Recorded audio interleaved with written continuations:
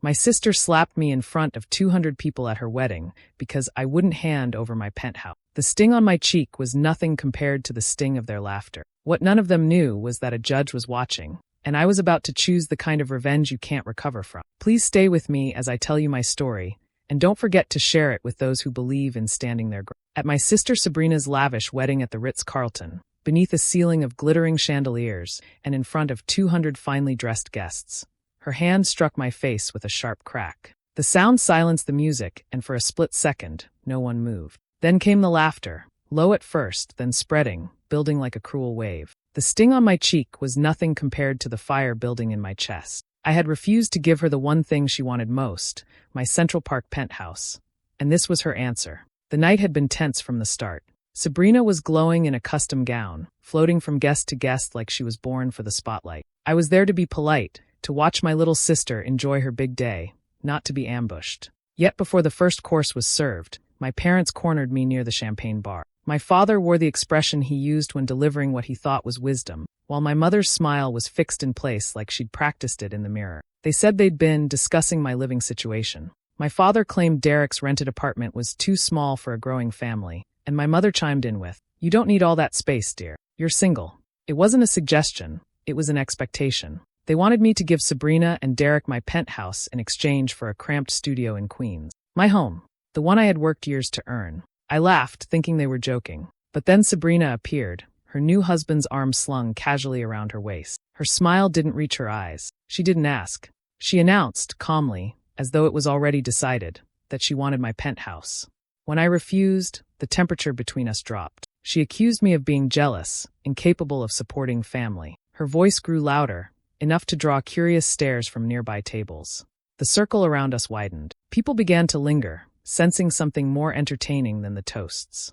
My parents didn't defend me. They stood at her side, nodding in agreement with her jabs. The words stung, selfish, dramatic, ungrateful, but I refused to waver. I told her I had worked for every square foot of my home and wouldn't give it up. That's when her expression changed, anger tightening into something colder, sharper. In one quick movement, she stepped forward and struck me across the face. My head jerked slightly from the force, the room frozen in collective shock. The burn on my cheek was immediate, but what I felt most was the weight of every pair of eyes locked on me, waiting to see if I'd crumble. I didn't move. I didn't speak. But in that moment, I knew this night was about to take a turn none of them would see coming. The band was still warming up, their instruments sending out lazy, melodic notes as I tried to enjoy my champagne in peace. From across the ballroom, my mother's eyes locked on me, sharp, purposeful, and I knew she was about to ruin my evening. She glided toward me in her navy evening gown, the kind that whispered of old money, her silver hair set so perfectly it could survive a hurricane. My father trailed behind, shoulders squared in his tuxedo,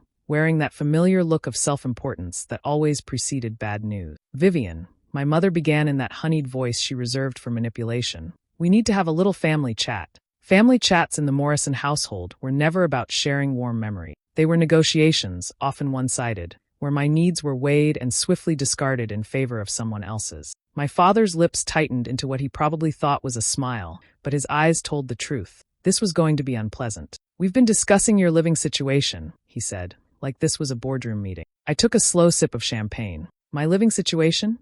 "Yes," my mother said, exchanging a glance with him. "You know how Sabrina and Derek are starting a family." I arched a brow. "They've been married for, what, an hour? They'll start trying soon," my father interjected, his tone carrying that finality that implied my opinion wouldn't matter. "They need more space. Derek's apartment isn't suitable for raising children." I didn't respond, letting them fill the silence.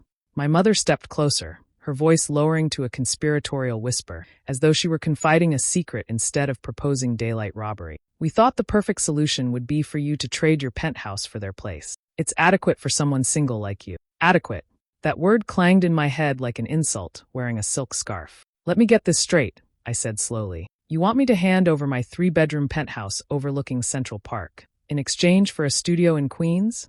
"It's not about the exchange," my father said, softening his tone but not his stance. "It's about doing what's right for the family." I studied their faces, looking for even a flicker of awareness at how absurd this sounded. There was none. My mother's eyes were cool, expectant. My father stood like a man convinced of his moral high ground. "And why?" I asked carefully. "Does doing what's right for the family always mean I lose something?" My father's expression tightened. "You don't need all that space. You live alone." You're comfortable. Comfortable. As if that were a crime. They weren't just making a request. They were presenting me with a moral test, one in which the only passing grade was surrender. The music from the band swelled in the background, violins and piano filling the air with warmth that didn't reach our little corner. My mother's hand brushed my arm in a gesture that might have been meant to feel gentle. It felt like a claim. Think about Sabrina's future children, Vivian. They deserve a real home. And I don't.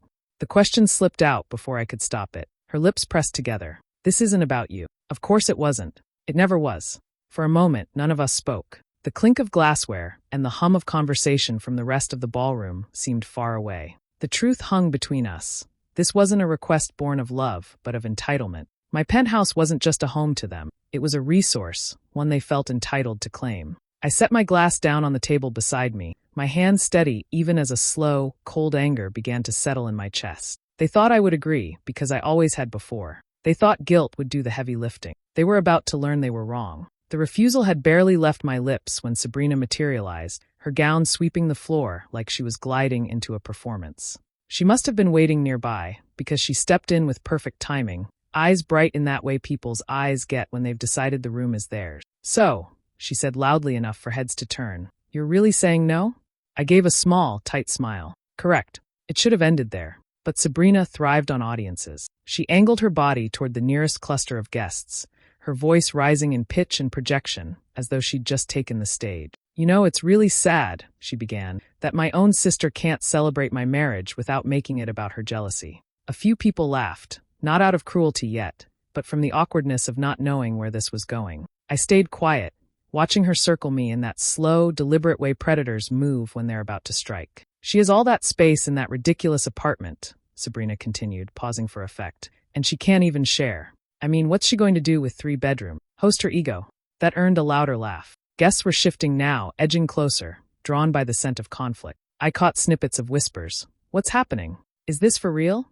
As the ballroom's hum tilted toward anticipation, I told her firmly, "This isn't the time or place." "Oh, I think it is," she shot back, her voice sweet but edged with steel. "I think everyone here deserves to know what kind of person you really are." Her hands were animated, her face all exaggerated shock and wounded pride. "You've always been selfish, Vivian. Always. You think you're better than the rest of us, because you bought a penthouse. You didn't earn it, you lucked into it." The circle around us tightened. The band had stopped playing. The only sound was her voice, filling the space with words meant to cut. "And let's be honest," she said, tilting her head like she was confiding in a friend. "You've never been happy for me. Not once.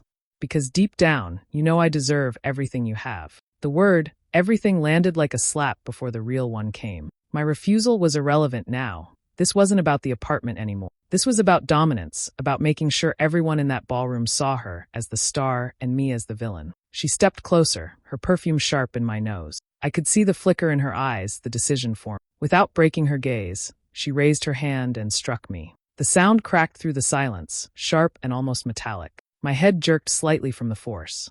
A collective gasp swept the crowd, followed by a few stifled laughs from the braver onlooker. The sting on my skin was immediate, but the humiliation ran deeper. All around me, faces hovered, wide-eyed, curious, some gleeful, some pitying, waiting to see what I would do next.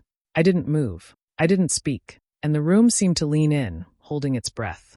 My sister slapped me in front of 200 people at her wedding because I wouldn't hand over my penthouse. The sting on my cheek was nothing compared to the sting of their laughter. What none of them knew was that a judge was watching, and I was about to choose the kind of revenge you can't recover from. Please stay with me as I tell you my story, and don't forget to share it with those who believe in standing their ground. At my sister Sabrina's lavish wedding at the Ritz-Carlton, beneath a ceiling of glittering chandeliers and in front of 200 finely dressed guests, her hand struck my face with a sharp crack. The sound silenced the music, and for a split second, no one moved. Then came the laughter, low at first, then spreading, building like a cruel wave. The sting on my cheek was nothing compared to the fire building in my chest. I had refused to give her the one thing she wanted most, my Central Park penthouse, and this was her answer. The night had been tense from the start. Sabrina was glowing in a custom gown, floating from guest to guest like she was born for the spotlight. I was there to be polite, to watch my little sister enjoy her big day,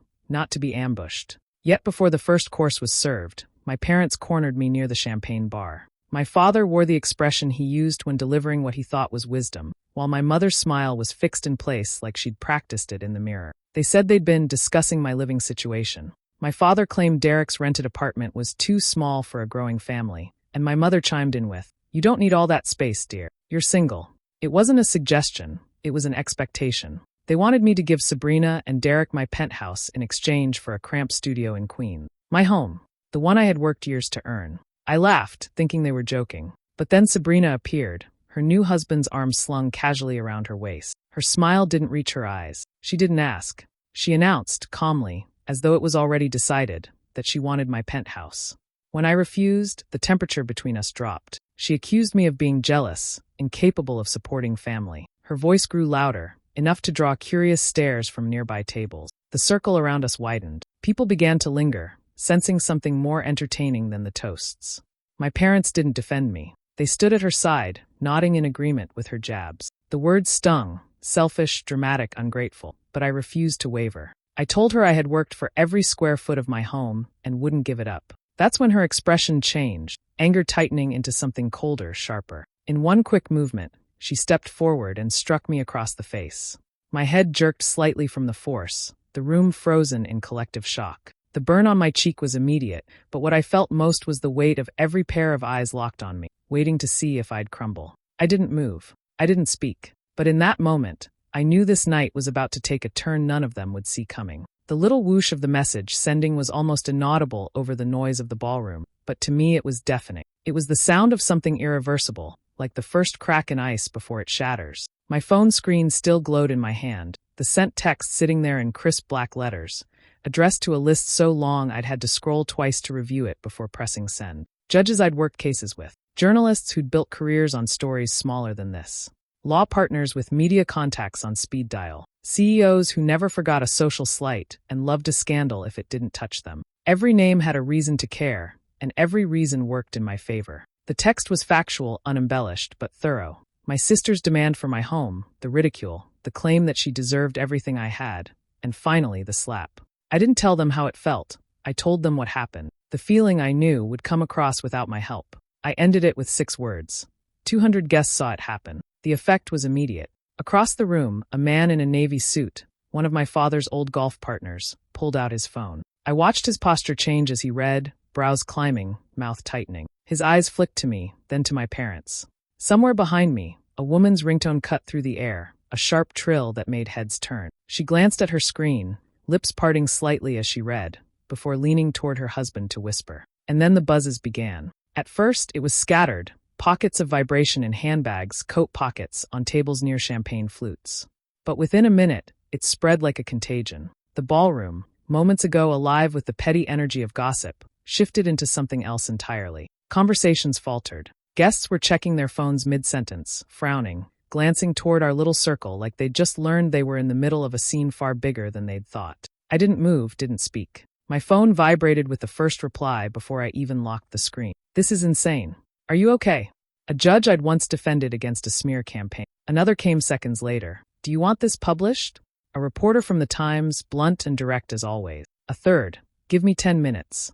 No name, just the kind of message that meant the sender didn't need to explain what they were about to do. Sabrina noticed the change before my parents did. Her gaze darted from me to the clusters of guests now huddling in whispers, phones held low, but faces betraying them. Her confidence faltered for half a breath before she smoothed it back into place. My father's phone buzzed in his jacket. He pulled it out, read something, and his face drained. He didn't meet my eyes. My mother stayed fixed on me, unblinking, like she could undo whatever I'd just set in motion if she stared hard enough. But her phone was already in her hand, her fingers tightening around it when the first alert lit the screen. I could almost feel the current of information racing outward from this room, carrying with it an unvarnished account of the night. No spin, no family narrative, just the truth, delivered to people who understood exactly what to do with it. The slap had been her show.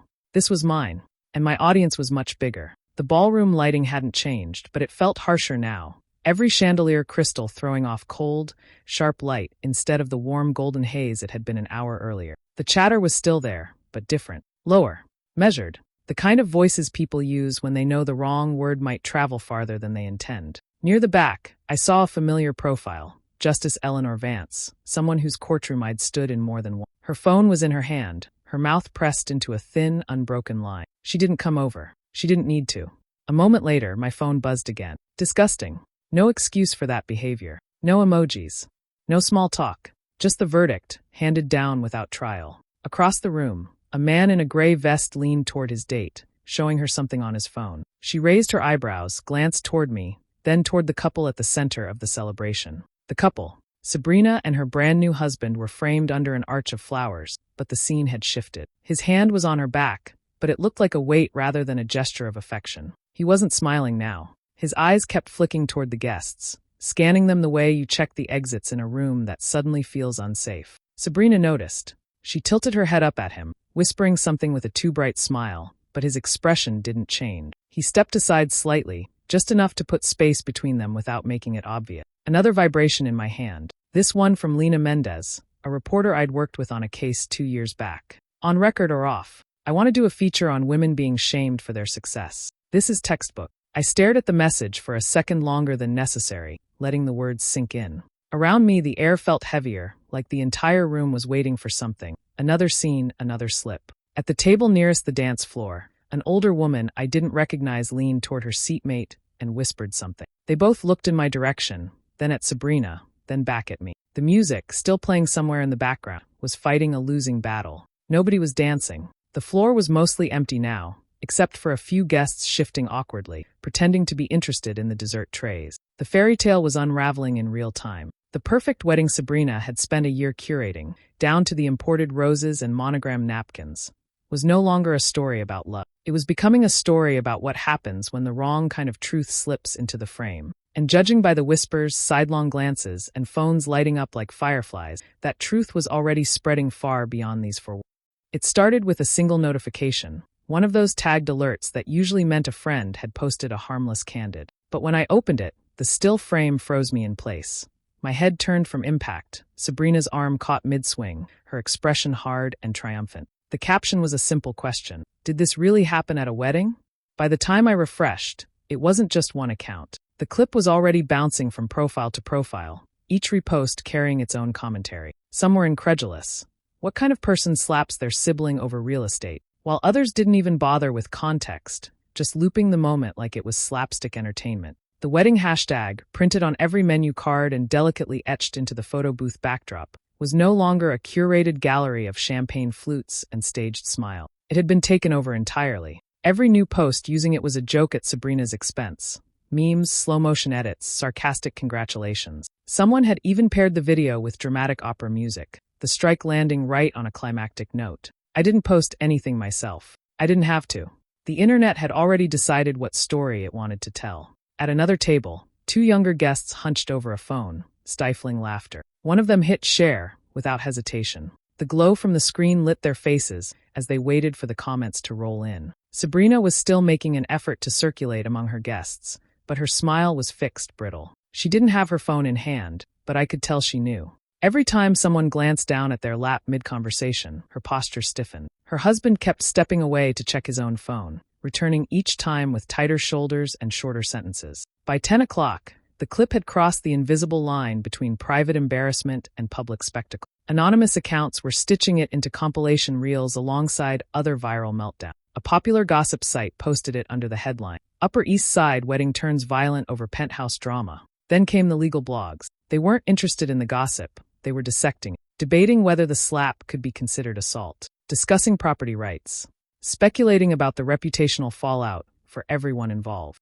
I recognized some of the usernames as people in my own industry. The hashtags kept multiplying. The original wedding one was now flanked by dozens of others. Hashtag Slapgate, hashtag Penthouse Punch, hashtag Sister Smackdown. By midnight, at least 3 were trending locally, 1 nationally. The fairy tale had already cracked earlier in the night. Now it was shattered and scattered across timelines and feeds, impossible to sweep back into place. The ballroom's carefully controlled magic couldn't compete with the speed and appetite of the crowd beyond these walls. And somewhere, out in that crowd, people I hadn't even met yet were taking sides. The sun came in too bright the next morning, hitting the glass walls of my living room like it was determined to make everything visible. My phone was still on the coffee table where I'd dropped it after finally leaving the wedding. Notifications had stacked through the night, so many that unlocking it felt like opening a floodgate. It wasn't just Instagram anymore. The slap had made the jump to Facebook, Twitter, TikTok. Screenshots of headlines were circulating in group chats I wasn't even part of. Cable morning shows were running the clip in split screen with expert commentary